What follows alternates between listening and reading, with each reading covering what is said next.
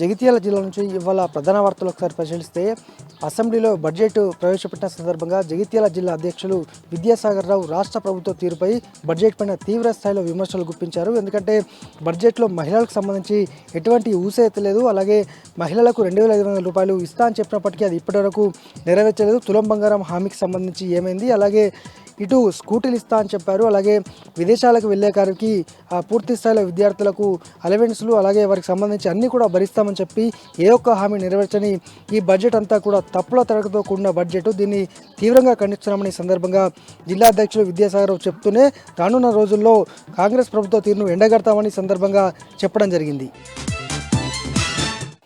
మరొక వార్త, జగిత్యాల జిల్లా బీఆర్ఎస్ భవన్లో ఇవాళ జాగృతి నాయకులు మీడియా సమావేశం నిర్వహించారు.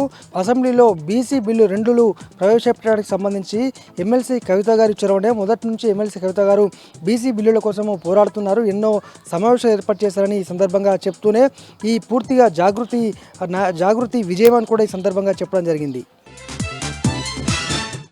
మరొక వార్త, ఆశా కార్యకర్తలు మరొకసారి వల్ల కదం తొక్కారు. కలెక్టరేట్ వద్ద ఉదయం 6 గంటల నుంచే వారంతా కూడా కలెక్టరేట్ చేరుకుని పెద్ద ఎత్తున కూడా నిరసన వ్యక్తం చేశారు. ఎందుకంటే కాంగ్రెస్ సర్కారు ఇచ్చినటువంటి హామీ మేరకు జీతభత్యాలు పెంచడంతో పాటు ఉద్యోగ భద్రత కల్పించాలని డిమాండ్ చేస్తూనే కేంద్రం కూడా తమకు పూర్తి స్థాయిలో సహకరించాలని, నిత్యము వారంతా ప్రజల ఆరోగ్యం కోసం కృషి చేస్తున్న తమను గుర్తించాలని, లేని పక్షంలో అసెంబ్లీ ముట్టడిస్తామని సందర్భంగా హెచ్చరించడం జరిగింది. ఇవి జిల్లా వ్యాప్తంగా ఉన్నటువంటి ప్రధాన వార్తలు.